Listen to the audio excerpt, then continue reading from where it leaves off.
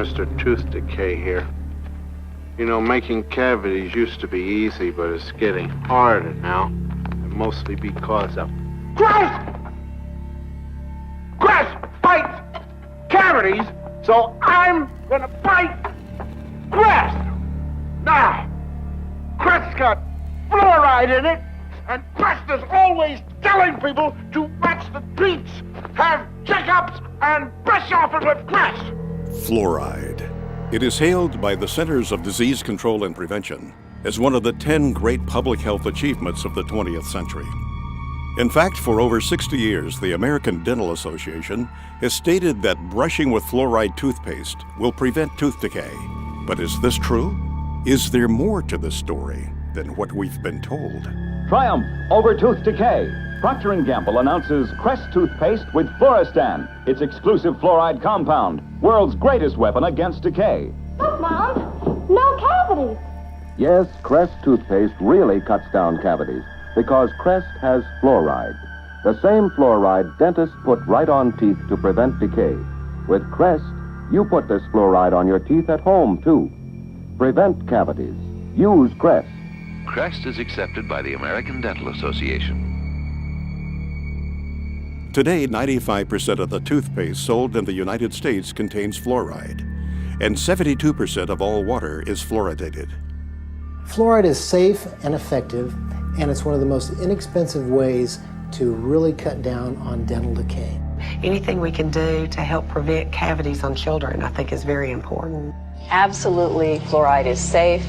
It's effective. Fluoridation of community water is extremely safe and extremely effective in preventing tooth decay. Science is on the side of fluoride being safe and effective. There is no controversy about this in the scientific community. If it's such a simple issue, how is it that it's still going on after half a century? I remember it being debated when I was 30 years ago. And it's continuously debated. But just because we've been doing something 50 years doesn't necessarily mean that it's right. Public health officials knew then what they know now. Would we have fluoride? Would it be added to our drinking water? Well, today a coalition of scientists, dentists, and doctors are taking action to stop fluoridation until it is proven safe.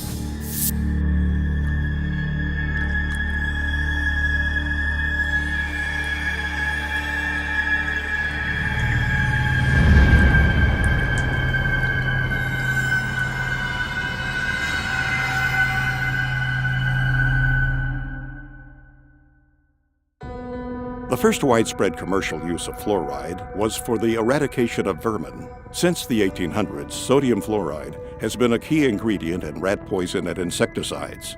These products were commonly used in and around the home to kill lice, mice, rats, and insects. Fluoride proved to be not only a good way to kill rodents, but also an effective way to kill a man. As the use of fluoride became more popular, reports began flooding in of people dying from ingesting this toxic substance. Headlines screamed, "Roach poisoned in pancakes kills 11 men. Rancher takes dose of poison by mistake." Article after article, all having the same tragic endings, proving that sodium fluoride can and does indeed cause death. In fact, during the last part of the 19th century, the Industrial Revolution was taking hold of the modern world. An unfortunate byproduct of this technological revolution was that it created the most toxic pollutants known to man. And the most hazardous and destructive of them all was fluoride. In his award-winning book, The Fluoride Deception, investigative journalist Christopher Bryson examines fluoride's disturbing history. Bryson notes that in its early days, fluoride was a widely known and well-documented killer. Documentation from early lawsuits against fluoride manufacturers clearly shows that fluoride was a hazard, not only to humans, but to the environment as well, with damages reaching into the tens of millions of dollars. By 1930, the aluminum industry was the largest and most influential fluoride polluter. Industrial giants such as Alcoa knew they had to do something. Vegetation and livestock near Alcoa plants were being decimated as toxic fluoride fumes lingered, rendering nearby cattle lame and crippled, even causing death.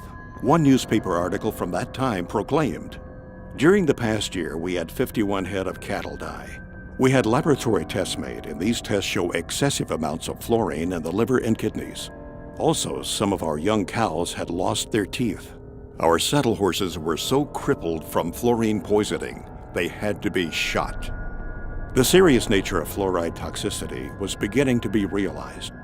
As a result, fluoride's threat to corporate America was laid out in an exhaustive review conducted by the U.S. Department of Agriculture.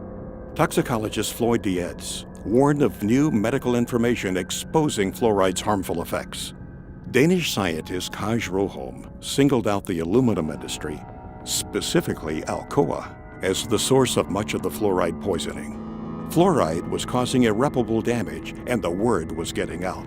Alcoa knew they had to act fast. Their high-powered attorneys sprung into action, quickly buying up farms and paying out settlements. Ironically enough, during that time, the U.S. Public Health Service was under the jurisdiction of the United States Treasury Secretary, Andrew W. Mellon. Mellon was the founder and major stockholder of Alcoa. He was also the founder of the Mellon Institute, an industry-funded research institute that was notorious for giving corporations such as Alcoa the scientific data they needed to defend themselves against lawsuits.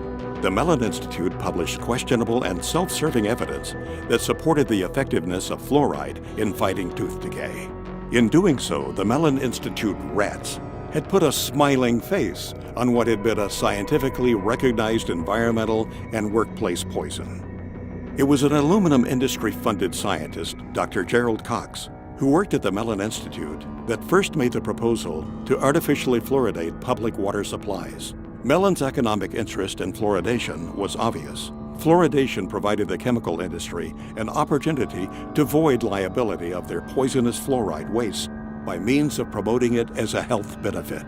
The official human experiments began in Grand Rapids, Michigan on January 25, 1945. 107 barrels of sodium fluoride were delivered to Grand Rapids, where city technicians began tipping them into the city's water supply.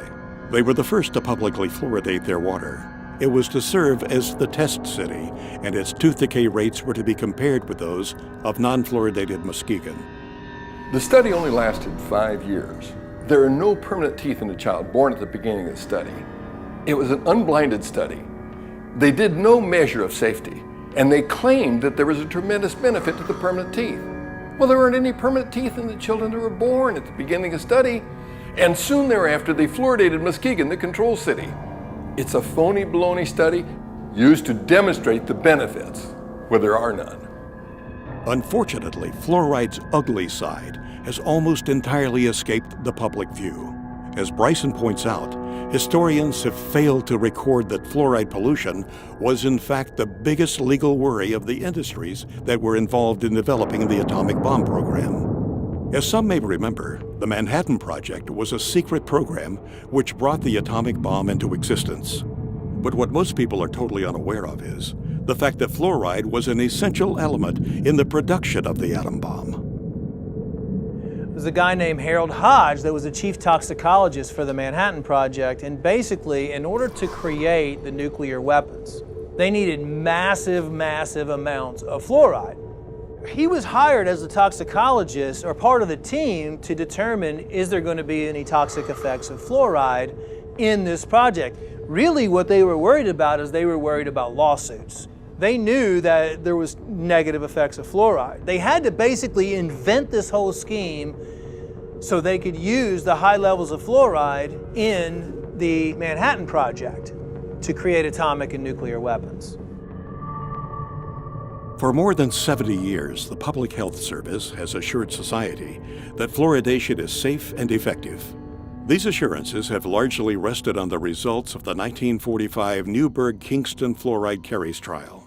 This study compared the safety of fluoride in drinking water for 2 New York cities, one fluoridated, the other not fluoridated. The impetus for the first fluoridated city, Grand Rapids, was born from this study. However, recently declassified documents show that this study was a complete fabrication.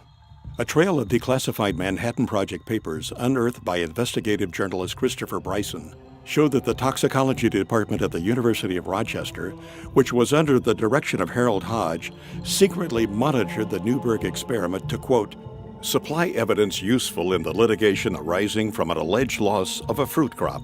In fact, these once restricted documents reveal that as far back as 1944, the Manhattan Project was spending money on toxicology studies on fluoride. Why? Because fluoride was the key ingredient used in the process of enriching uranium. Enriched uranium was the linchpin of the U.S. military's fledgling nuclear weapons program. Fluoride became a national security issue.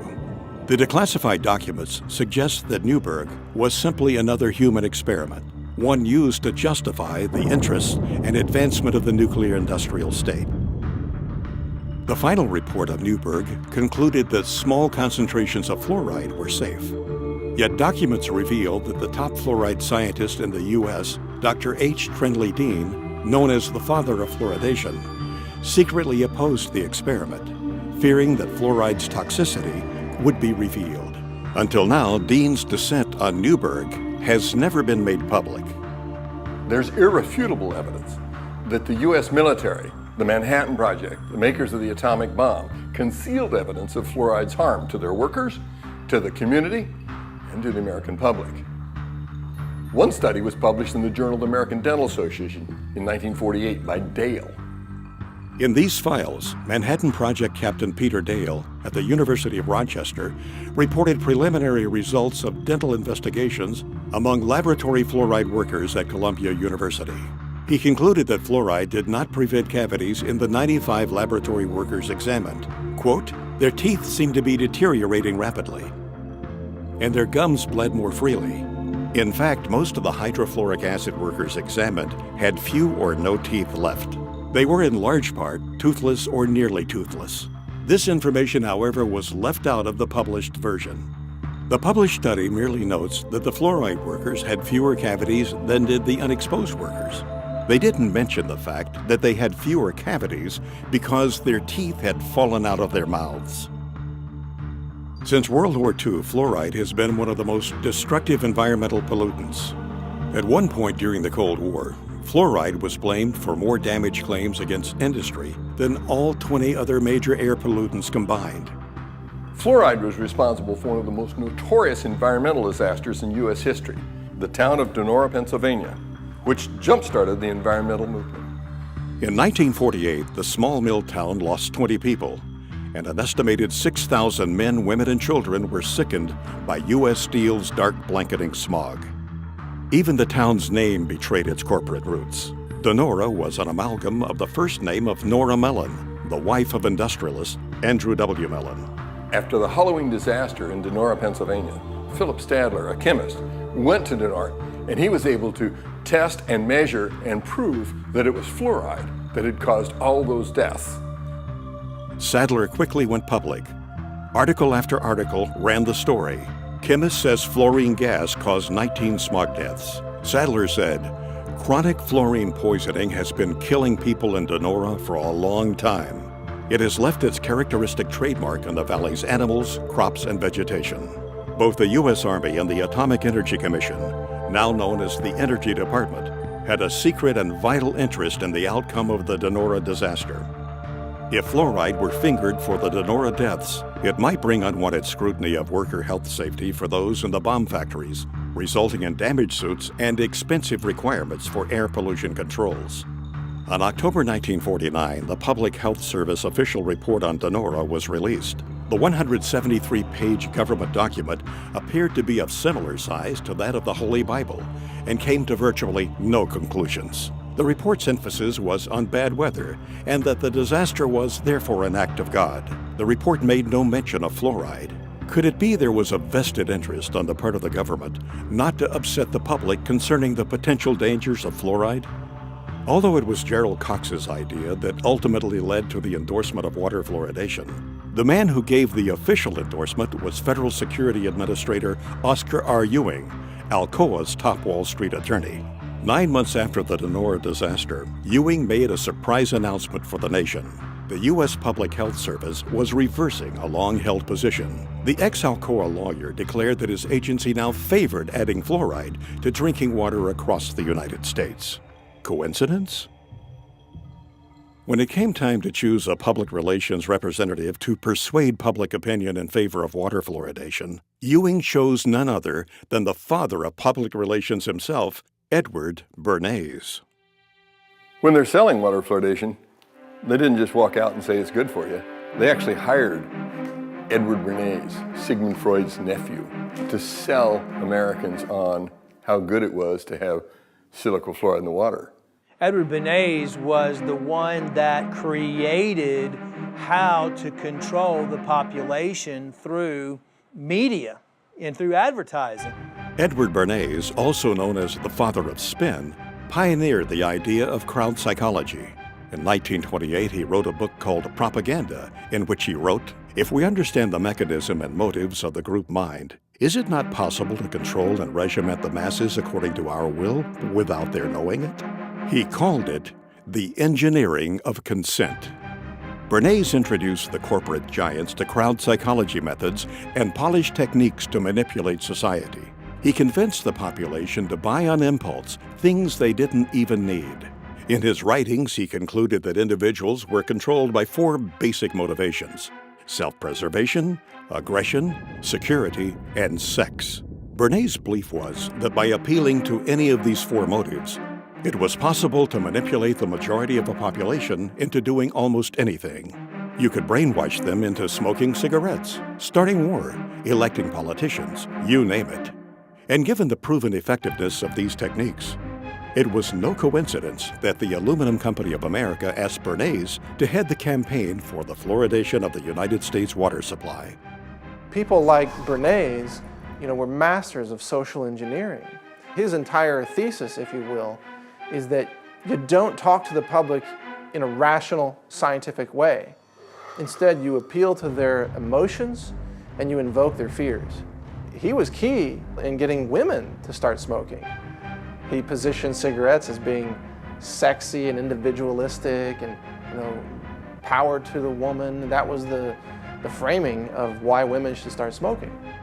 A consumerist culture was born, and the United States government took notice. U.S. agencies soon adopted Bernays' techniques of manipulation to manufacture the fear of ever-present danger in the minds of the people, to give those in power greater control of what Bernays called the mass mind. He went on to propose in his book Propaganda, those who manipulate this unseen mechanism of society constitute an invisible government which is the true ruling power of our country. We are governed, our minds are molded, our tastes formed, our ideas suggested, largely by men we have never heard of. This statement holds just as true today as it did in the 1920s when Bernays first wrote it. Throughout medical science, including dentistry, poison-producing corporations have always been able to infiltrate major institutions and dominate their narrative. When Christopher Bryson was writing this book, The Fluoride Deception, he reached out to Edward Bernays. Bernays said it was child's play to convince the American public that fluoride was good for them.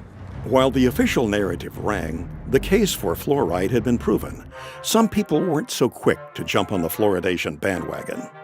Because fluoride had been used for years as a rat poison, to kill coyotes, to kill cockroaches. Some of those opposing fluoridation were in fact dentists. And because of their advocacy for safe water, they were censored by the American Dental Association. If they worked for the Public Health Service, they got fired. If they were team players and kept their mouths shut, they got to keep their job. So out of fear, many people who knew better remained silent. The true story behind water fluoridation can be hard to swallow. The facelift performed on fluoride dating back more than 60 years ago has misled generations. Instead of conjuring up the image of a crippled worker or a poisoned forest, we see smiling children. As a new generation arises, we must sound the alarm yet again. To those who have ears to hear, this film is meant to be a warning. This film will prove beyond a shadow of a doubt that fluoride is a deadly poison being added to our water supply. It will further prove that the chemical commonly known as fluoride is the only chemical added to public drinking water to treat you, the individual, rather than the water. The information presented in this film can change your life.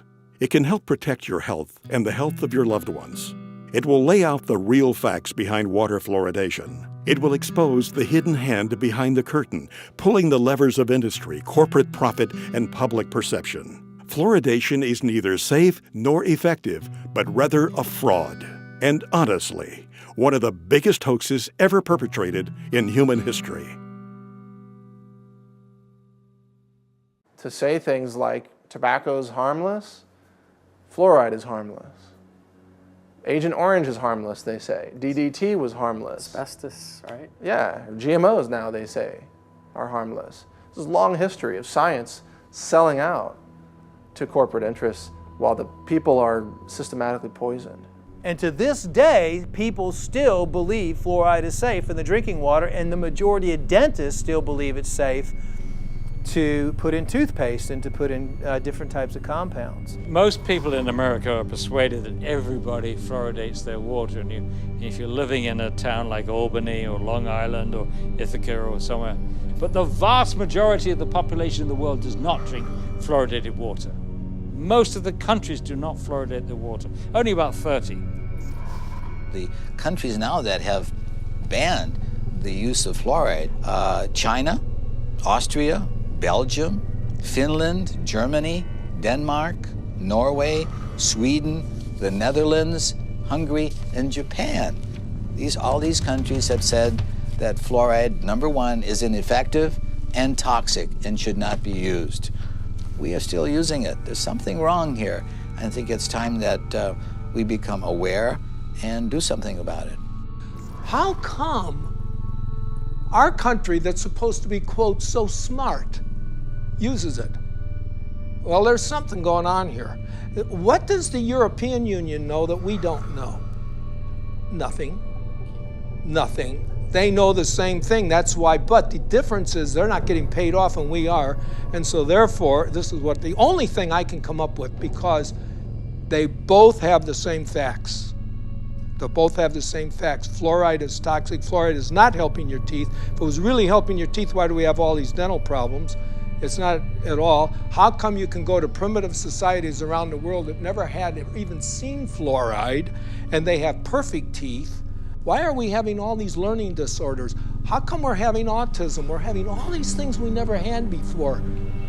Well, why don't we ask that question and answer it honestly?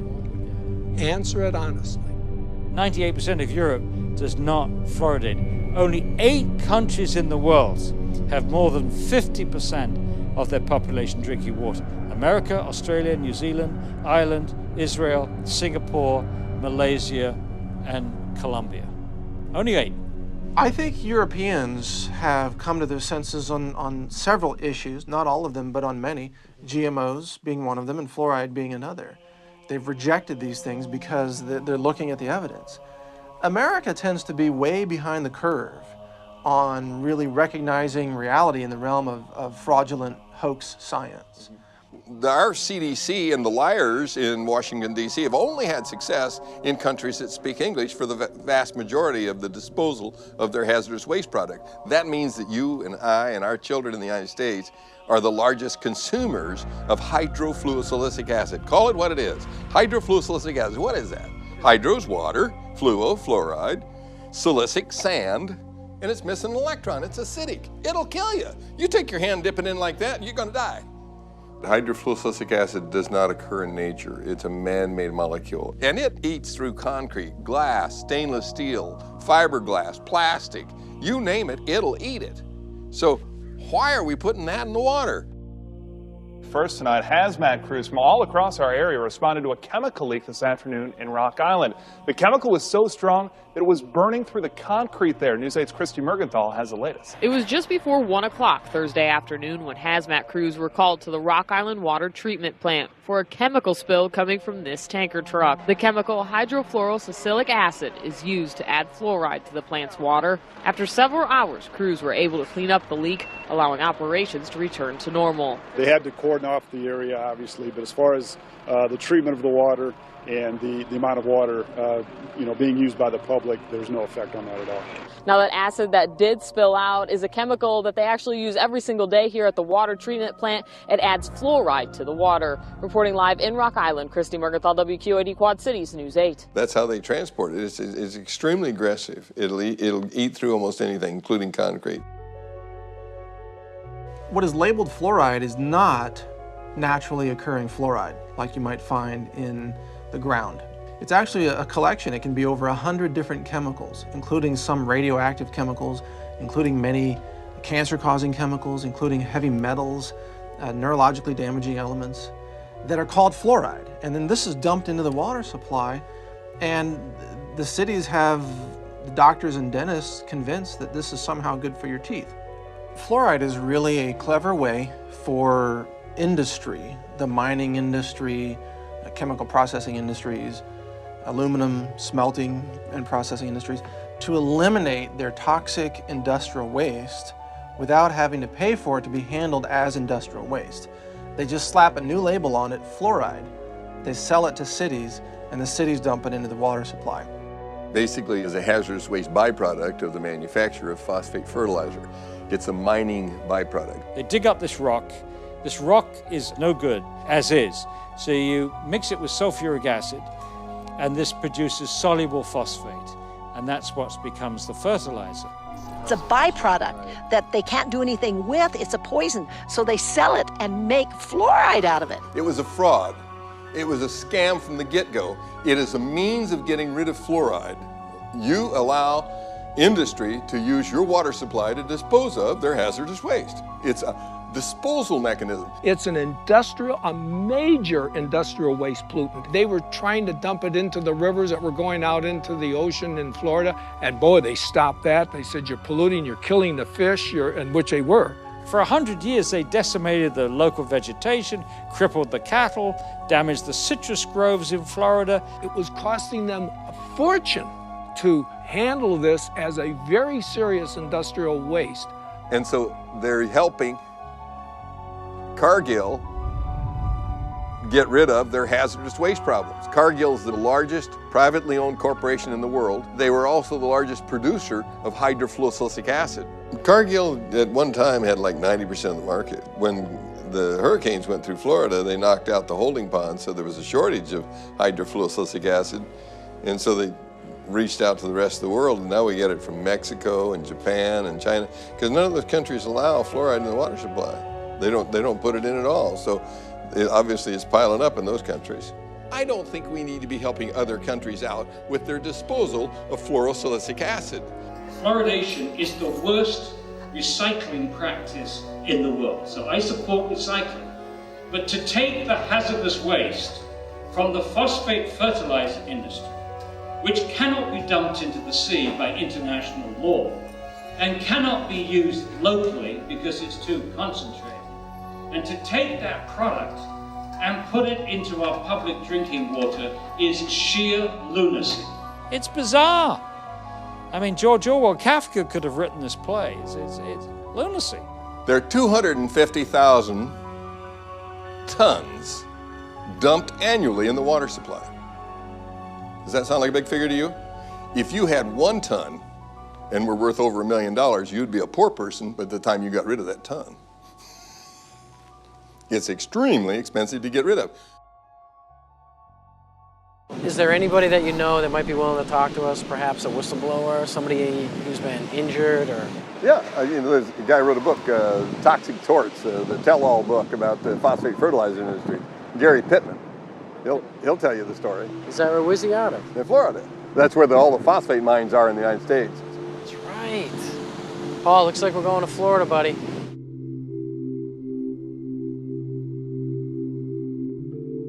When I first started working at the Occidental Chemical Corporation's chemical plants in the early 1970s, there was no safety program in place.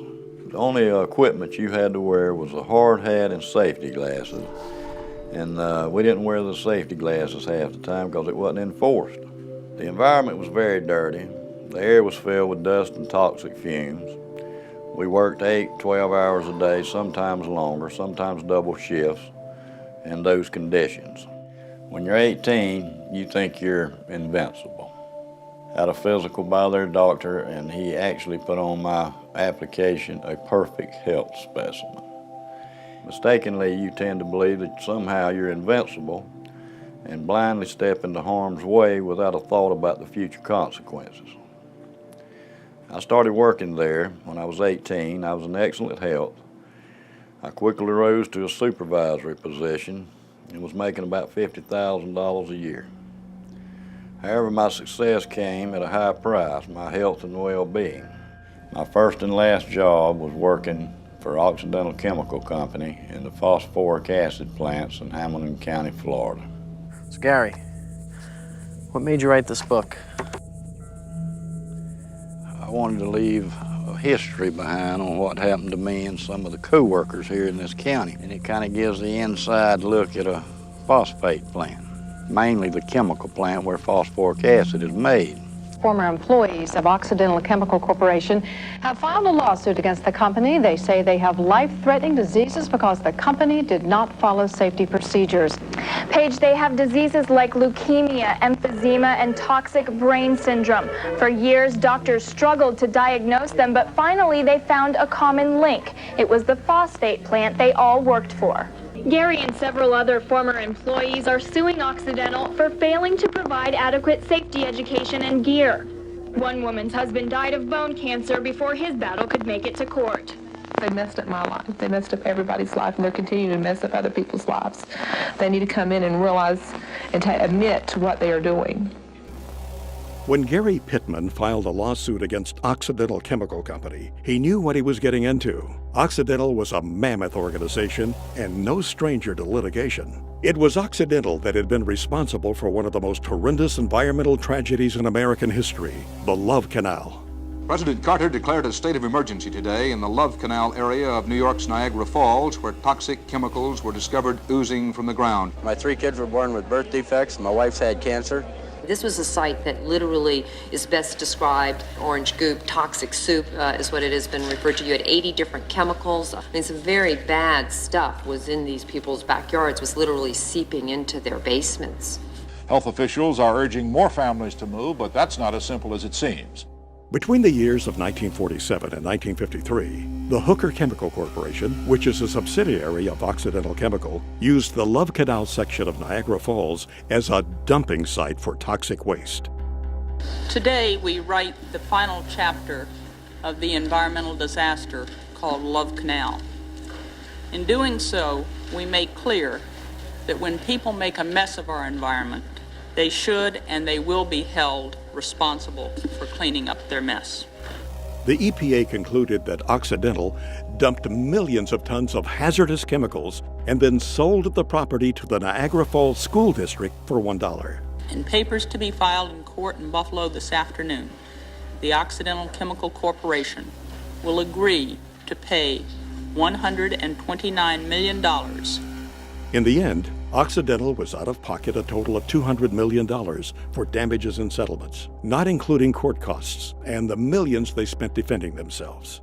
These kind of dangers no longer will be tolerated by the American public. The day of discarding hazardous materials indiscriminately and haphazardly is over. There must never be in our country another Love Canal. Thank you very much. But in reality, this $200 million spanking to a multi-billion-dollar-a-year company is far less severe than a parking ticket to the average person. Occidental had a pattern of disregard for environmental issues. In the summer of 1979, the New York Times reported that Hooker's plant in White Springs, Florida, was convicted of polluting the air with fluoride. Even more damning were the copies of corporate memorandums passed among Hooker executives in which it was revealed that Hooker's top echelon knew and approved of the pollution violations.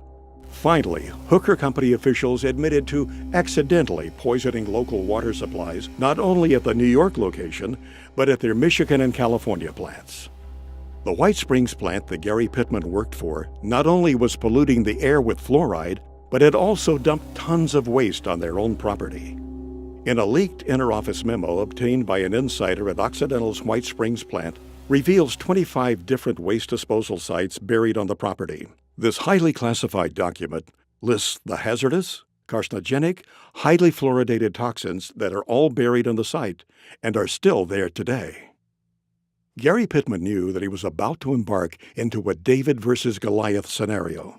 Occidental was not to be trusted. They had been known to buy and intimidate officials. They provided financial support to the campaigns of certain political candidates and owned judges. Gary had only 12 lawyers against Occidental's prestigious law firm, Holland & Knight, which at the time consisted of 540 of the nation's top lawyers. However, to his benefit, Gary had the documents to prove his case. He also had a stellar record within the company and was known as a company man. He was a loyal and hardworking employee. The last thing he had ever imagined doing was to sue the very company that had provided him such a good life. In spite of this, Gary felt as though he had no choice. He was sick and couldn't work. So Gary named a price that could make him go away, and Occidental accepted. In the end, Gary settled out of court with Occidental, but his health problems still linger. The phosphate industry is one of the biggest industries in Florida. It brings in billions of dollars each year in profits. Television ads and billboards often portray strip mining as a wholesome industry that creates jobs and feeds the world. However, a closer look reveals the extreme toxicity to our environment and health. Paul, I think what you need to do is get some aerial shots of that plant.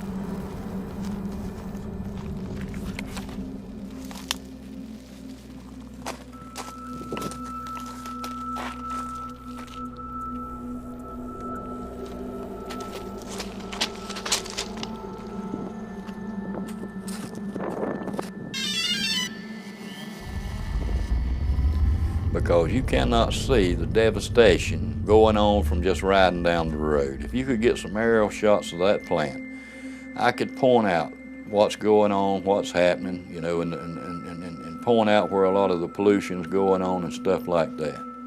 What people don't realize is this is where hydrofluorosilicic acid starts, because you have to mine the rock, you have to make the phosphoric acid, and hydrofluorosilicic acid is made from the fumes off the phosphoric acid. Then it's put into the city's drinking water. I worked out there my whole life, basically, and I never seen that good of shots. You don't see this on Google Earth. I mean, you just see an overview and you get the idea that those are there, but... Yeah, what you see here is, you know, the common person never sees this. They don't really want you to see it either, because then you would know how much devastation, you know, there is at these plants.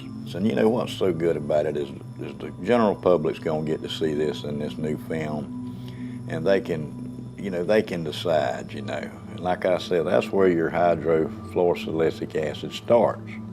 That's the way they mine. It's overburdened. They take the overburden off to get to the ore. Basically, they take a nice forest area, they cut down all the trees, they burn all the stumps, and they take all the topsoil off. The overburden is topsoil, subsoil, clays, until they get to the ore. This right here is just, they've already dug it all out. Yeah, they've mined this, and as you can see the forest in the background, and you can see the huge chunk of land that they have mined.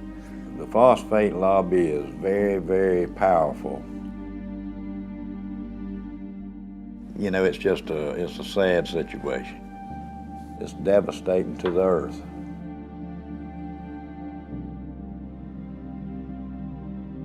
This water, this coffee-colored water, it's just hard to describe how bad it is. You know, when you call it water, it's not really water. It's so laden with so many different chemicals, and it contains many elements such as cadmium, chromium, mercury, nickel, beryllium, arsenic, fluorides, lots of fluorides. Lead, and I heard it even has it has radioactive elements in it too. It is radioactive. Uranium-238, radium-226.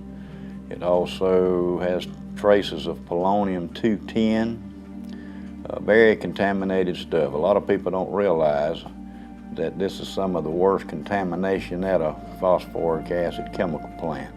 Where this was all located was wetlands. If you have a wetland, you'll have a heck of a time trying to get a permit to go into a wetland, you know, to do anything. You know, if you want to dig a pond or whatever, they're not going to give you a permit. But somehow these people got permits to dig up all this wetland, and they claim they'll reclaim it, but it'll never be reclaimed like it once was. It's just, there's no way.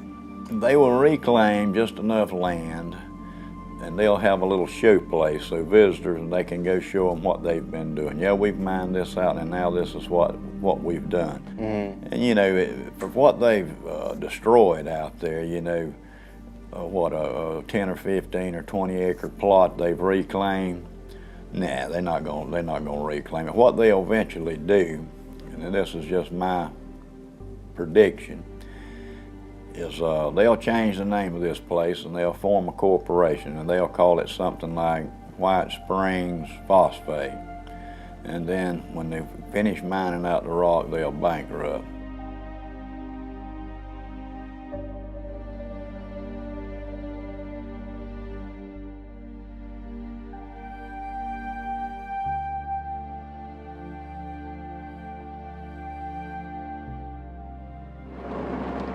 Up here on the right, we're going to have the administration offices. They used to be in the chemical plant, and they moved them. They used to eat the pantyhose off the women's legs. Wow. It says, "To whom it may concern, I worked at the above-named company, Occidental Chemical Company, White Springs, Florida, in 1968 and part of 1969. Our accounting department was located in the admin building, which at that time was located at the chemical plant. Many mornings when we employees would get out of our vehicles, women, our pantyhose would dissolve off of our legs. It was explained to us that it was a chemical fallout, not to worry. Our boss would see that each of us girls would get $1 to get us another pair of pantyhose. The chemicals also would eat small pit holes in the paint on our vehicles. Years later, they moved the admin building away from the chemical plant to out by the main road. And there's several more names here of other girls that could testify to this. So there's three things you can see from the space station, and that's the Great Pyramids of Egypt, the phosphogypsum stacks of Florida, and the Great Wall of China. And that's how large they are. They have them in South Florida and Central Florida that are 400 acres big. It's a huge operation. They dig cubic tons of rock a day. What is with the water up there? The pond water is water they use for the process, and it's recycled. The water's used over and over, and it gets stronger and stronger and more contaminated. How do they contain it? Just by building a dam like that? A dam around it, and that's what I was fixing to tell you. There's no liner under that stack. It's right on top of the ground, and it is leaching. Sure it is. Through the groundwater. Yeah, I read somewhere about a sinkhole that took place. The reason the sinkhole developed is because the acidic water eating away the limestone. And once the limestone gives way, you're in the groundwater. Wow. Because in Florida, when you drill a well, you have to go through the limestone to get to the actual. Sure. When that 84 million gallons fell through in there, it contaminated all this water around. It had to have. Like I said, you know, it's just a matter of time before, you know, you have a sinkhole like that. It's just a weak point. Wherever there's a weak point in a cavity in the limestone is where the bottom falls. Eventually going to happen. Yeah, in all of them. In all of them. It's just a massive, massive operation. Yes, it is, and if you'll see, there's sections in this phosphogypsum stack. Mm-hmm. When the sinkhole caved in one of these, it was one of these sections. It wasn't all of it. Only that one section was 87 million gallons. Whoa. So you can multiply that times 4. You know, that's just a lot of toxic waste to be going into the aquifer. In addition to this recycled toxic water up there in those ponds, those ponds you call them, in addition to that, they're taking fresh water too, right? Of course, they use a lot of fresh water because, see, this is the main thing that they don't want you to know. is what they call the water balance. It just makes them nervous if you start talking about the water balance. What do they add back when they need water if it's leaching? Right. It's going away. So they have to add some fresh water to keep the process going. Right. The phosphate industry uses more fresh water than any other industry in the state of Florida. You know, and sometimes they have to release water out of those toxic ponds. Where do they put it? They put it in the creeks and it runs into the Swanee River. Now what they do to it is lime it to bring the pH up so it don't kill the fish immediately. The Swanee River, they claim, is a pristine waterway. But if you ask the Fish and Game Water Commission in Florida, they'll tell you not to eat over one fish out of that river a month. Wow. Because of lead and mercury and chromium and cadmium.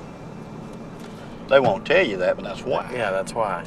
This is just a lot of the documentation I've reached through the years. What really caught my eye was, like we had talked about earlier, the 1972 through 1979 misrepresenting environmental data.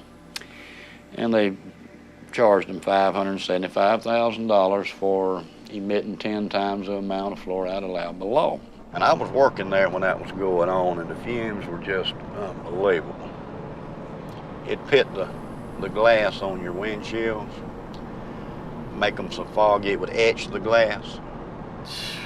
Just having your car parked out there while you're at work. Parked there. I mean, back in the 60s, you know, I mean, even earlier they realized that those fumes were very toxic. Very toxic. The phosphate company pretty much polices themselves. They have their own crews do their stack testing and all the other environmental things. And, you know, that's kind of like the fox watching the hen house. And I have been involved to where they would go up to test a stack and come down and tell me, so something's wrong. This stack is going to fail. You know, so you look around, find a problem, straighten it out, and say, okay, boys, y'all can go up there and test now. I have also been at the point to where we couldn't find what was wrong, and they were doing the test, and we would just go and open a blind in the fume ducts to allow more fresh air to rush in, so it would dilute the emissions. But I know for a fact that they cheat on these tests. Once you know that, then you lose all faith in these regulatory agencies because you know it's all a farce. In this past, I'd say 6 months, there's been 4 people that I know of that I grew up with. They were younger than me. They were 52, all of them died. I do honestly believe it has something to do with the phosphate chemical plants out there. I would imagine you've seen some injured employees. I've seen people burned. I've seen people blown up. I saw a man killed, and he was going to weld on a rotary drum filter. And somebody had washed it with a solution of sulfuric acid and pond water. Found out later that the guy had struck an arc to weld on that thing, and it exploded. And it killed him, messed up his friend, too, that was helping. But that's a very hazardous work environment. When you digest phosphate rock with sulfuric acid, that's what you're going to give off, hydrogen fluoride and silicon tetrafluoride. Now, even at that strength, it'll eat up concrete, asphalt, stainless steel, even the fume ducts after a while, which is made out of fiberglass. Very corrosive, the most corrosive acid known to man. Used to etch glass, it's used for a lot of things. One of the things it's used for is to fluoridate drinking water. Who in the world would want to drink water with this stuff in it? The city of Dallas, Texas, like many cities across the nation, spends millions of dollars on contracts with companies like Cargill, Mosaic, and Penco to fluoridate the region's water supply.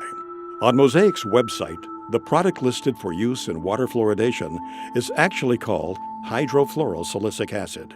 The Occupational Safety and Health Administration, otherwise known as OSHA, is a U.S. agency that requires companies to produce a material safety data sheet, or an MSDS, for every chemical product in the market.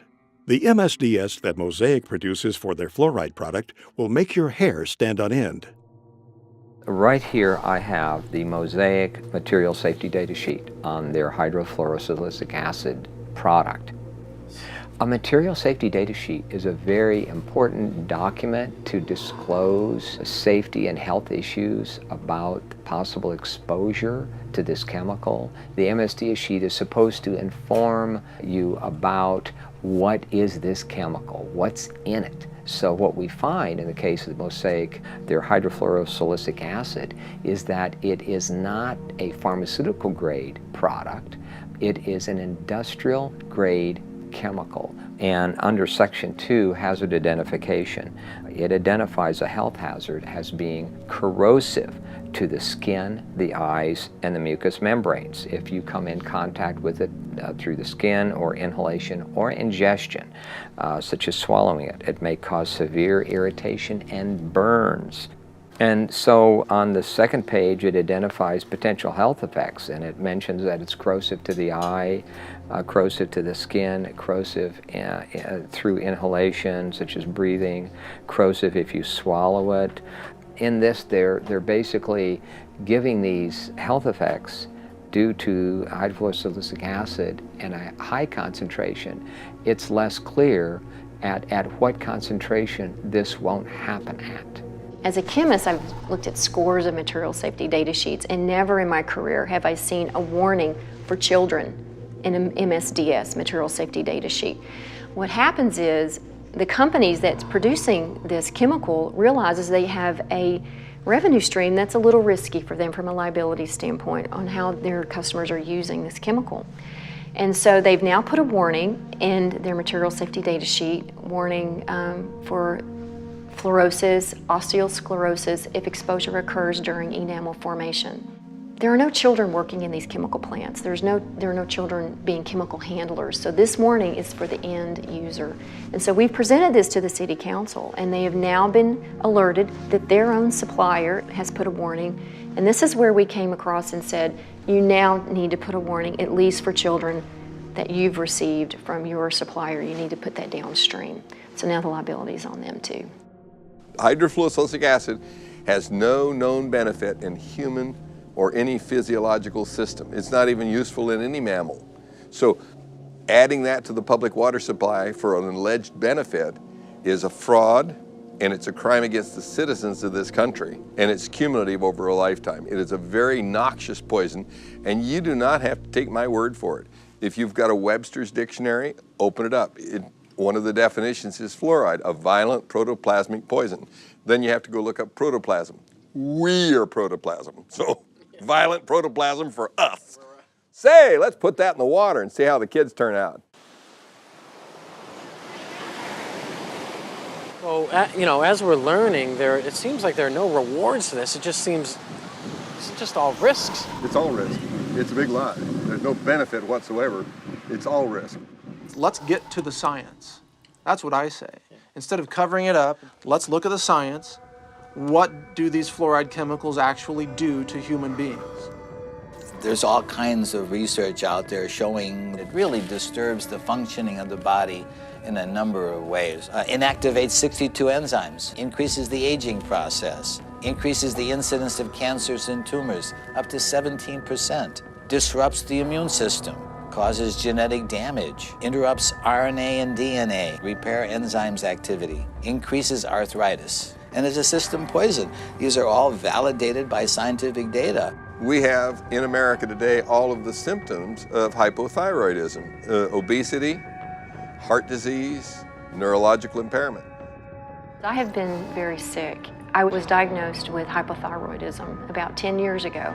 There was no family history in my background that explained why I had this thyroid illness. What were some of your side effects?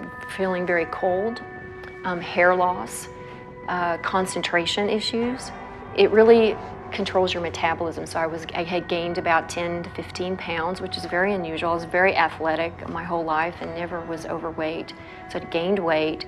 I was sleeping a lot. Again, your metabolism is tuned down. Doing the research, fluoride is an irritant to your thyroid. Your thyroid wants iodine.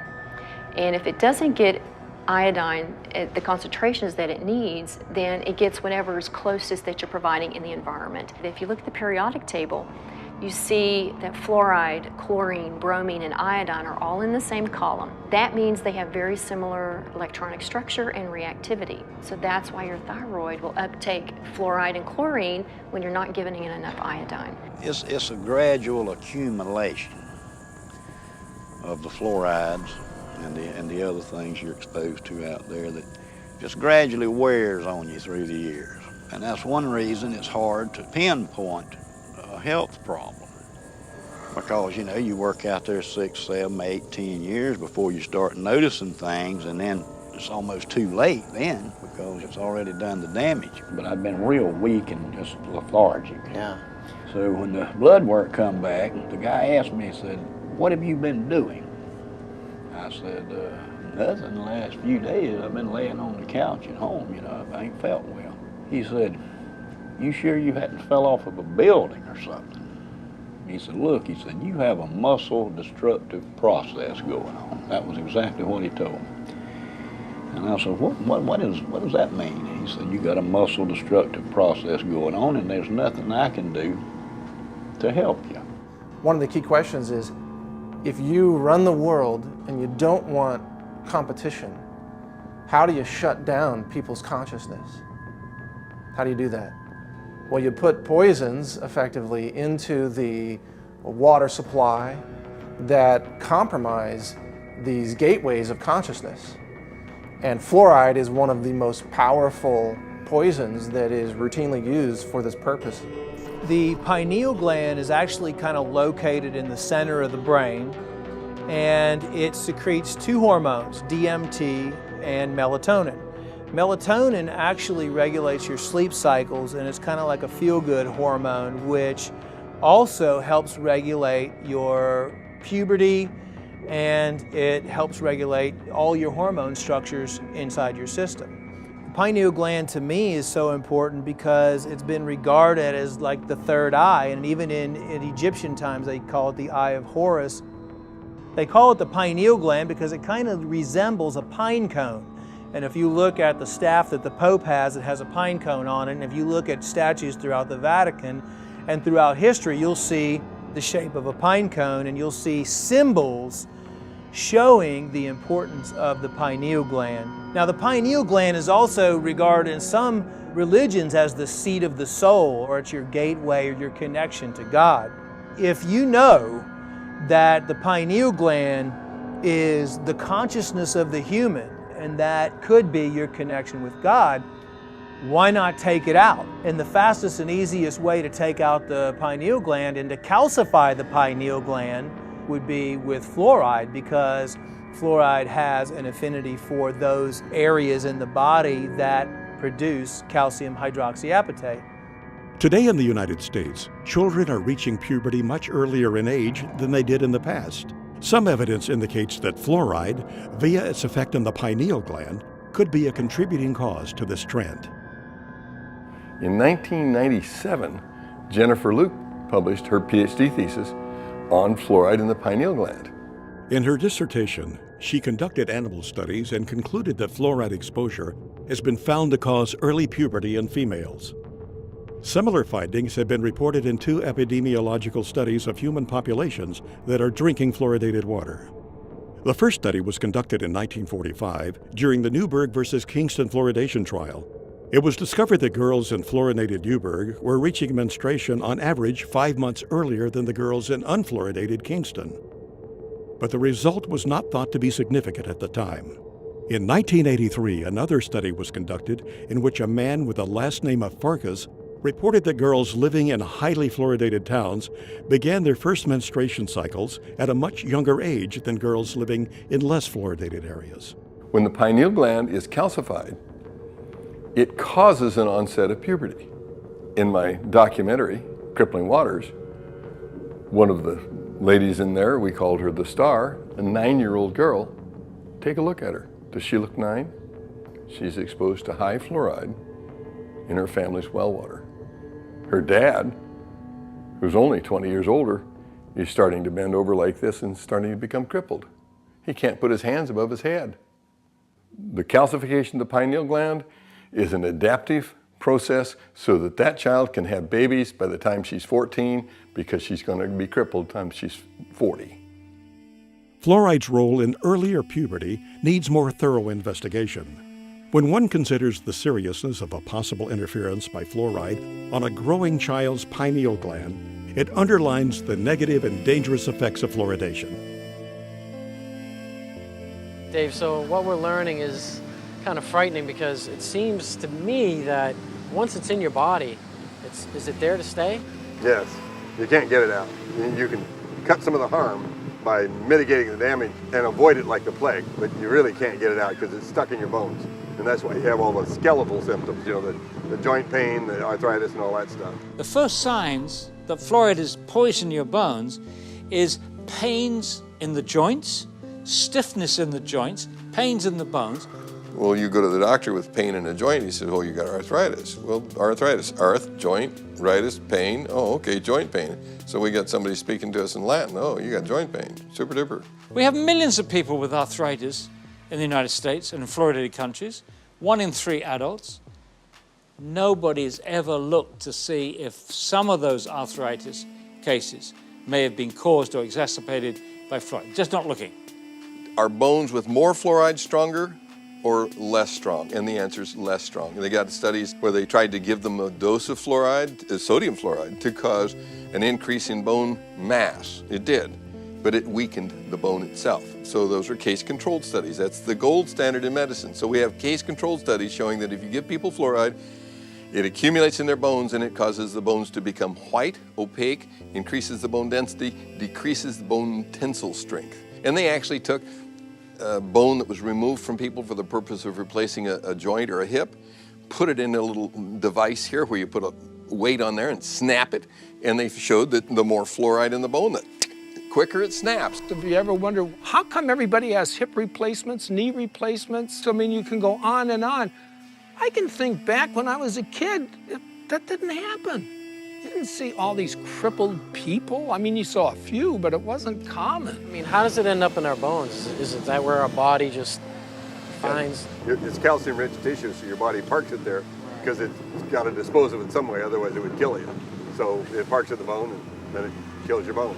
What it does once it fills up with fluoride, that you get little spikes on the outside of the bone. If you take a hand and take a bone and run your hand up and down a normal bone, it's slick, and that's because muscles move around on the bones when you're running or jogging or lifting weights and all that stuff. Your muscles are moving around on your bone, and it's slick, so it doesn't hurt. Well, if you make that bone the texture of sandpaper, then when the muscle moves around, the fascia tears, and it hurts to move. And so fluoride accumulates in calcium-rich tissues, which are bone, ligaments, cartilage, joints, and teeth.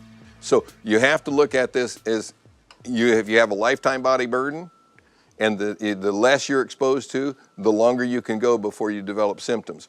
The first most irrefutable symptom of fluoride exposure is pain. And that's what we saw. My wife and I filmed a documentary in China. And pain was the hugely significant symptom that they all had. They couldn't even work. And you know, in China, if you don't work, you starve to death. Have you ever heard of dental fluorosis? No. No. It comes when somebody's overexposed to fluoride. Awesome. That's a picture of very mild dental fluorosis. And so is that. You know, that young girl came to see me to get that fixed because she doesn't think that's beautiful. She thinks that looks bad when she smiles. And I think everybody else agrees with her. They say 41% of American teenagers have this condition. So this is the white spot. So it's been there. It's a little scary, you know, knowing that many people, we don't even know, you know, what's in our water. Fluorosis can become more severe than a simple white spot. In severe cases, it can deform a patient's teeth. When you see spots on the teeth like this, that means you gave the child enough of a poison that the cells that were making that organ didn't make it right. They made it wrong. When I was a child, I was overexposed to fluoride. There are streaks of that in my teeth. So you learned that early on then? I knew, yes, those teeth are very brittle, and so I have cavities more frequently in those teeth than other ones that don't have the evidence of the fluorosis. Maybe you've seen it. It's white, chalky spots on your teeth. and I was told that those are calcium buildups. From the fluoride? Okay. I don't think I had really, really strong teeth to start with, but I did have some teeth that they just broke. The last time this happened, I was eating a baked potato, and it broke 2 out. Baked potato? A baked potato, and it broke 2 out. Did you notice anybody else in the plant losing teeth? Yeah. We talk about it a lot at the plant. So the ADA, the people in office, the people who are in these regulatory agencies, they're aware of overexposure to fluoride causes dental fluorosis, correct? Yeah. They know of that, right? And they know that dental fluorosis, the teeth become weakened, they chip, they fall out. Brown, spotted, ugly, wear away real fast. Yes, they know all of that. We took California, we took the whole state. There's no difference in dental care costs for welfare from one end of the state to the other, regardless of the amount of fluoride in the water, whether it's 0.1, 0.2, 0.3, no difference. So if there was a tremendous benefit, you ought to be able to see that, and it doesn't show up at all in the computer data. So that's why they won't debate you. And although fluoride can help with your teeth, if either chemical is consumed in high amounts over a lifetime, it can lead to cancer, skin conditions, bone disease, and other health issues. There is a recent lawsuit in Maryland, it's a federal lawsuit, a woman who believed the medical establishment at the time when her daughter was an infant. She gave her daughter 90% of her diet, intake of water was this fluoridated baby water. And so the daughter grew up with severe fluorosis, and to get that corrected, dental restoration is about $100,000, and they can't bear that burden. So they are suing Nestle and Gerber. So putting it in a baby bottle when the child doesn't have any visible teeth, there's no way on God's green earth that can have anything except a negative impact on that child. It will damage that baby's teeth. But they sell it in the grocery store as baby's first water. I've seen that for years. How do we educate women to not buy this for their babies? And this is why we wanted the warning for infants, because they're the most at risk. They drink their weight in water within 2 or 3 days. If you and I did that, we'd be drinking 22 liters a day. I mean, it just goes back to the whole, these regulatory agencies that are supposed to, be kind of looking out for our best interests, and as you know, they're not. There's no reason for the FDA to allow them to sell this as a food. It's a crime. I hope they're punished someday. I say they have a duty to warn. They have a duty to warn you. Not one manufacturer of formula says, by the way, don't use the tap water. Women, Infant, and Children, WIC program. We contacted them. They refused to tell mothers not to use the tap water. And you know what she said? It would damage the fluoridation program. Fluoride is safe and effective, and it's one of the most inexpensive ways to really cut down on dental decay. Fluoride is safe and effective. Fluoride is safe. Fluoride is safe and effective. Well, there's a study from 20 years ago showing infant mortality was higher in fluoridated communities. Is that why? I don't know. Why didn't they do a follow-up study? I think that would be interesting to know. Children have died, There's been a case of a child who swallowed this. The dentist left the room. The parents didn't know. The kid swallowed it. Had to be rushed to hospital. They couldn't save him. He died. So yeah, it's very toxic substance. There's no question about that. Is that the kind of stuff that a responsible parent would be putting in their child's hand? FDA in 1997 required manufacturers of toothpaste to put this warning label on it. It's the same as you'd have on a loaded .38 caliber pistol. Keep out of reach of children. And only use a little pea-sized amount, which is about the same amount that would be in a bottle of water.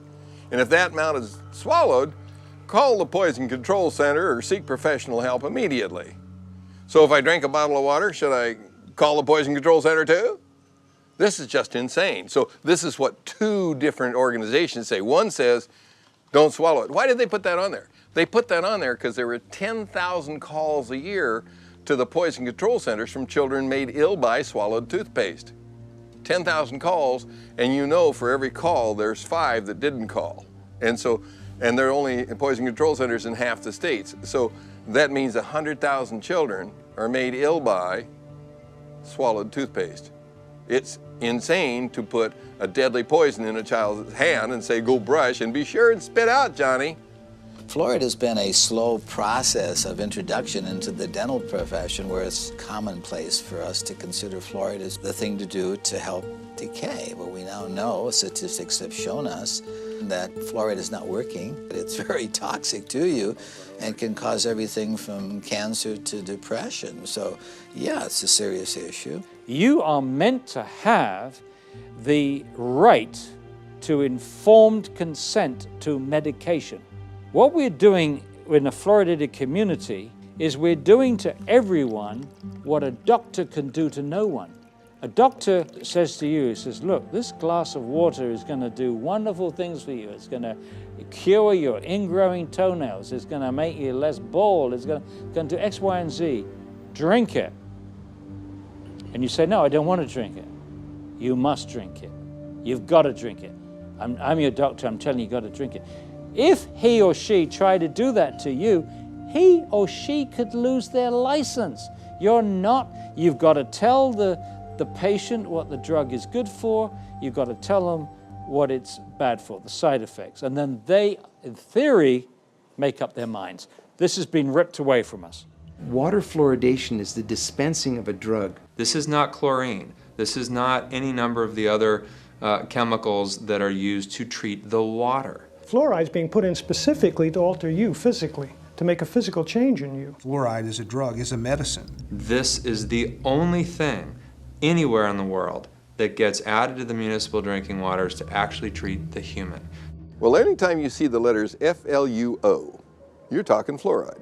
And so when you start realizing that Prozac is a fluoride product, Zoloft is a fluoride product, virtually all of your psychotropic drugs, almost all of those that are mood elevators.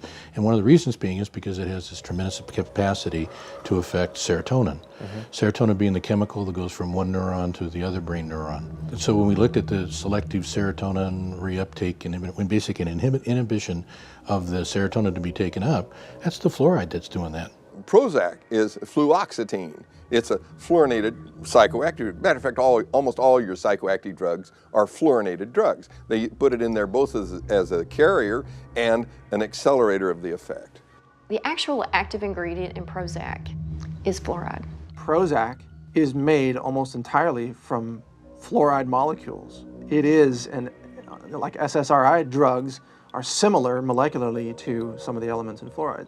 Remember the school shootings in Columbine, Colorado? Yeah. They were on SSRI drugs.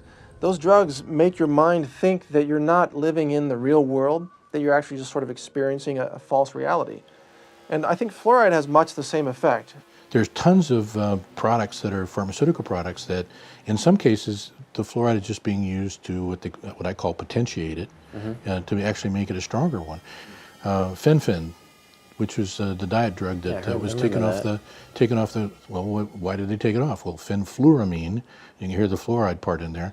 The fenfluramine was the part that actually made the thickening of the heart valves so that they pulled off. Amazing part about it is Rohypnol, the date rape drug. A lot of people just call it that. The roofie. Okay, yeah, right? Roofie. Yeah, and so what does that roofie do? Basically, it causes an anterograde amnesia. Well, okay, that's a fluoride product, so how does it do that? Well, we probably should have guessed that it would do that already anyway, because if you went in and had surgery, general surgery right now, knock on wood that you don't have to ever do that, but if you were, they would give you 4 molecules of fluorine and 2 of bromine and 1 of chlorine, and that's what knocks you out during that time. So the truth is that when you start looking at all the pharmaceutical uses for it, that it's just amazing all the things that are around us all the time that we didn't recognize or that we didn't see. There is absolutely no drug on the market that's given in a one-dose-fits-all situation. We don't put other things in the water to try to keep everybody's blood pressure down or everybody's stroke risk down. And there's no reason why we should be trying a one-size-fits-all approach for this either. Once you put a medicine in the drinking water, you can't control the dose because you can't control how much water people drink. You can't control who gets it. It goes to everybody. If you ask a pharmacist if there's any drug in his store that was safe enough to give to everyone, young people, old people, sick people, people with poor nutrition, give it to them in any dose, they'd laugh at you. It's ridiculous. There's no way you can give out a medicine without being able to control the dose. And one dose cannot fit all, and you can't give a medicine to everybody. You are forcing it on people who don't want it. There are people in this audience who've spent far more time researching this issue, including David, myself, and many other people in this audience, and they've stated categorically to the mayor, to the city councillors, we do not want you to force this medicine on us. We have the right to informed consent to medication. That's a very important right. This is a violation. It's being violated every day in this country to over 200 million people. There needs to be informed consent. We have that with all other medications. When we go to the doctor, he or she gives us the information of what the side effects are going to be. With fluoride, there is no informed consent. There is no safe dose for this one-size-fits-all medication that they're doing to us. Now, all of those issues are important, but the one that really concerns me is the impact of fluoride on the brain. A study panel for the EPA listed fluoride as amongst 109 chemicals for which there was significant evidence of neurological effects. It has definite impact on the neurons, which is the nerve parts of the brain. You don't just grow those back. It's not like, well, I cut myself, so now I'm renewing my cell. It doesn't happen to the neurons. There are so many ways that fluoride could be damaging the brain. We know this from animal studies.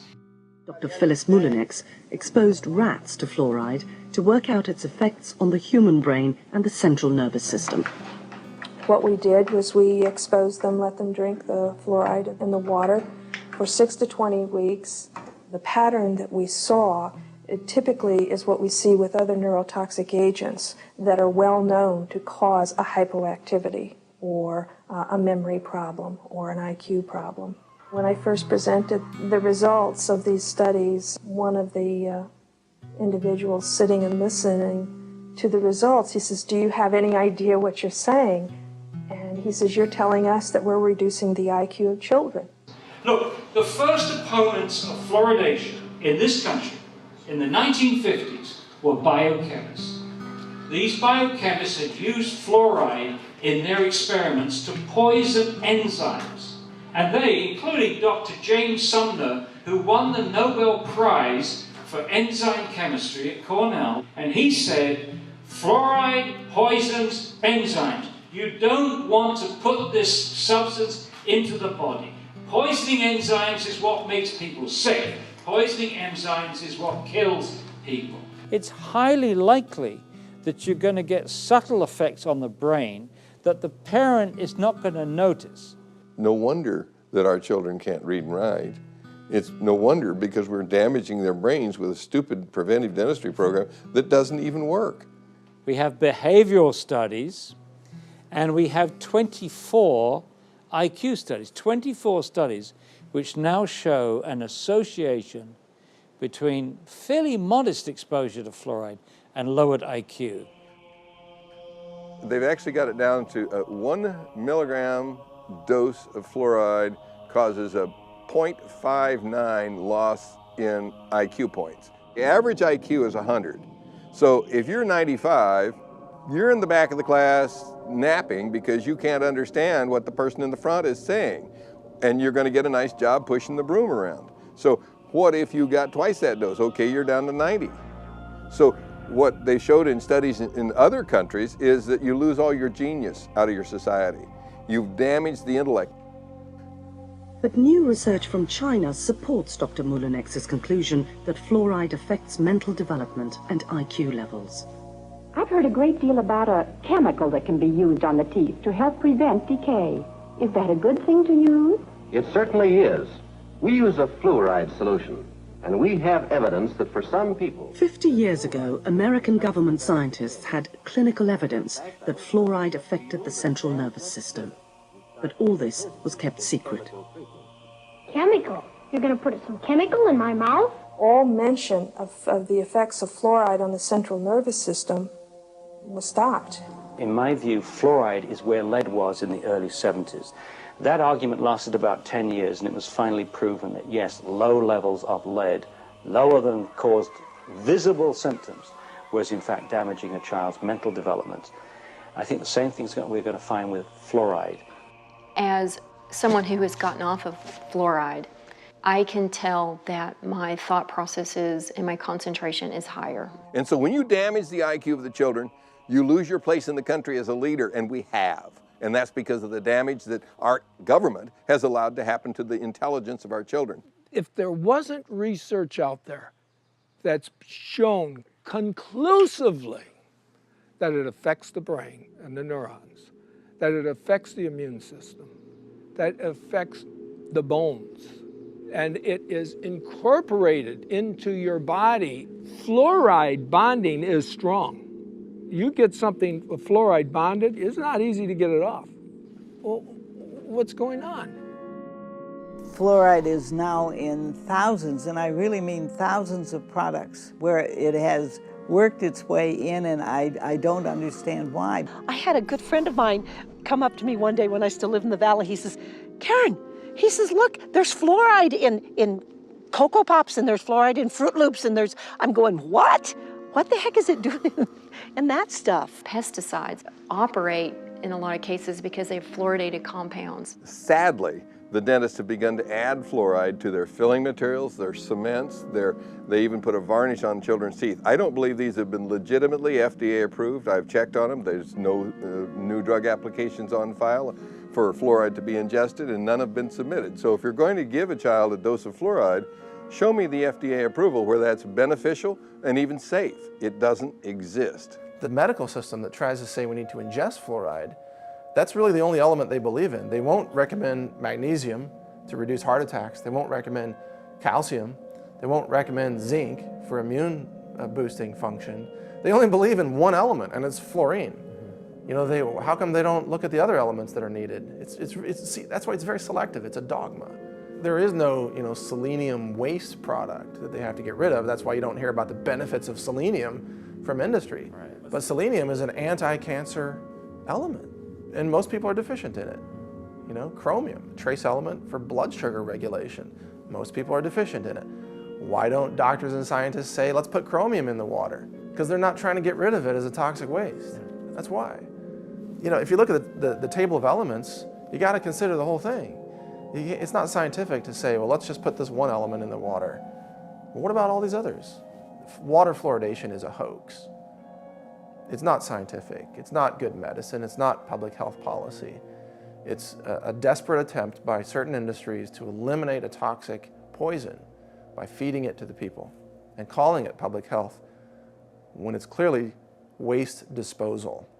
It comes down to this? Yeah, the government's paying 35 dentists at the Center for Disease Control to go out and promote the addition of silicone fluoride to the public drinking water. So it's making a lot of people who can't do dentistry money. Where money and power are is a magnet to criminals. And so Washington, D.C. becomes a vortex of evil. And I'll tell you, when you're controlled by a few people, which is the government, who controls the government? Money. Big money. And if they're about money, then we have a conflict of interest. We want our children to grow up healthy and strong, and they want to make profits. There are solutions out there. There are answers to this. There's ways to get around and possibly clean up your system. What can we do? The best thing you can do is look at what the body's made of, which is water. Every living substance is composed of water. People ask me, what's the easiest, simplest way to start regaining my health? I say, change the water. When you start flooding your body with water, if you have no access to anything else, no supplements, and eating clean foods, which would mean raw, organic fruits and vegetables, and if you have access to superfoods, which would be like chlorella, spirulina, blue-green algae, stuff like that, I still think that distilled water is the best. I recommend adding organic apple cider vinegar to their distilled water because what it does is it brings it back to life. When you distilled water, you lose all the minerals in it. It's a clean water, but it's not an active live water. So what I do and what I recommend, you can get a distiller for $300 or $400 and run your tap water right through the distillation unit and fill up your 5-gallon water containers. And then every time that you fill it up, put a little cap full of organic apple cider vinegar in there, the raw kind, and then you're getting vital nutrients, live enzymes, probiotics, and it's just one of the cheapest, most effective ways to regain your health or to just, give you a lot of good, active, live nutrients, and it brings the water back to life.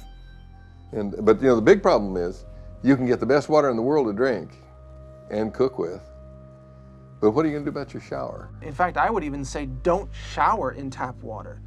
That's so toxic that, look, where I live now, I'm drinking and showering in either rainwater or well water. If we have the ability financially to purchase these filters and these purification systems, it is the most important investment you could make for your family. You really need to invest in yourself, in your food, in what you're drinking, and more than you are your clothes or your electronics or your car. It is the priority. When you accumulate all these chemicals in your body, you have to do something to get rid of it. The antidote to fluoride poisoning is calcium, magnesium, vitamin C, selenium, and iodine. And you can get rid of it with perspiration, which is saunas. You can get rid of it by drinking more water and having it go out in your urine. The right diet can bind to those elements and help clear them out. I'm not drinking any more water with fluoride. I'm not eating foods with fluoride. I'm not cooking my pasta rice soups with that fluoridated water. So I completely took it out of my diet. Considering the fact that fluoride toxicity has become a huge problem, kind of teamed up with Alex Jones and his staff over there, and I was asked, what can we do? There's no product on the market that targets specifically fluoride detoxification or fluoride cleansing. So I was asked to put something together that would do that. It's really a combination of 6 of the most potent compounds we could find working together in unison to help you eliminate or detoxify fluoride from your system on a regular basis. This product is something that people can take on a daily basis or take on a weekly basis or take to help their body naturally eliminate fluoride from their system. There are 2 strategies for really getting fluoride out of the water supply. One is that you can have the citizens, protest, go to the city council meetings, rise up against the chemical tyrants, and demand clean water. Just demand clean water, that's it. And if more people would do something like this, instead of just turning a blind eye, that's what's wrong with our country. People see wrongdoing, but they just pass it by, let somebody else take care of it. So I imagine you're kind of going to be the Lone Ranger standing up and saying, I don't want my water medicated anymore. We should be calling our congressmen and trying to say, hey, What are you doing out there? What are you doing around the well? That's our water. I should have to choose if I want fluoride in my water. Why am I demanded that I have to have fluoride in my water? If enough people will contact their legislators, contact them either through phone calls, through snail mail. I mean, if they get enough of that on a particular issue, by golly, they do set up and take notice. Go there and bitch, because that's your public servant, okay? Last time I checked, they work for you. You got to get a lot of people angry enough that they'll go out and stand in the rain and tell the city council that they're not going to get reelected if they don't do what we tell them. They're not going to keep their seat if they continue to poison our water. If you follow the democratic process, then this issue has already been solved. Unite and let's make it happen, because I was thinking about it today, and I'll just wrap with this, but I was thinking about it today because I knew you were coming over, and I just sat there and I literally just prayed to God. I said, God, I don't know there's got to be a way. Open up a way that we can help this nation and the world get its health back. And let health be the #1 priority, and profits that's next. Not profits over health. And let's let people get the truth. This is all about us taking our world back. It's the time to scream louder, to be bolder, and to show them that we cannot be afraid. It's time that the people stand up, the silent majority, for their health. Get it out of your community, and then you can drink the water at home, you can drink the water in your office, you can drink the water in the restaurants and in friends' houses, and so you don't have to worry anymore. The alleged reason for adding fluoride to the public water supply is to reduce tooth decay. But tooth decay isn't caused by a deficiency of fluoride. It's caused because there's scum on the teeth and bad diet. So the real solution is to take something like a nice toothbrush that was invented by C.C. Bass, cram it in the gums, and knock the scum off. So if you really wanted to reduce tooth decay, you'd make sure that every child had a big handful of toothbrushes and knew how to use them. And you dig all the scum off the gums, because it's scum living on the teeth that causes tooth decay. I don't want to poison the scum, I want to scrub it off the teeth and then not feed it. So you don't give it sugar, white flour, and bad food, processed foods. You give it good foods. Then you will have wonderful teeth and abundant good health. Is there hope?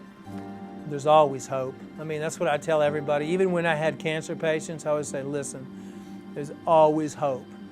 When you feel healthy, you feel self-confident. And when you feel self-confident, you feel successful. So regardless of how bad things are, you can never lose hope.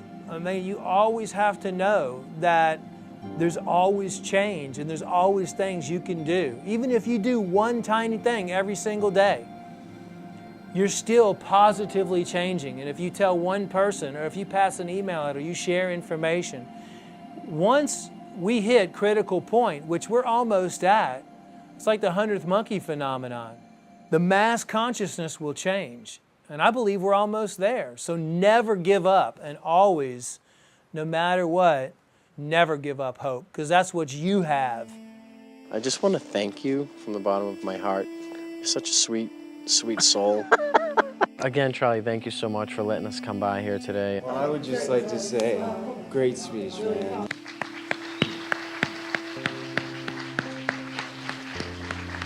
Thank you for all your work you've done over the years, and your discoveries, and your journey, and your just everything. Thank you so much. Appreciate Welcome. it. Thank you. Thank you, Gary. Thanks, Paul. Good you man. too. You're the man. Okay, Thanks so much. Thank you. Appreciate it. Thank you. It's been a treat. It's a pleasure to talk to you, and I'm hoping that this will get the message to more and more people. Now, this is fantastic. It's going to be a great educational tool, and we appreciate you being here. And thank you so much, and we'll look forward to seeing you again. Likewise. Thanks for having me. You guys are incredibly powerful, and I want to say thank you for what you're doing for all of us. I really wish this project the greatest success. People need to hear this message from all of those that you've interviewed. This is powerful information, and I imagine that in 50 years, people will be watching this. You know, some DVDs will survive. Yeah. Yeah. I just got the chills. And they'll be watching this, and they'll look back and say, there were some filmmakers who did know what they were covering, who weren't willing to just sell out and do some explosions and on-screen sex and this and that. They actually had a message for humanity. That's what you guys are doing.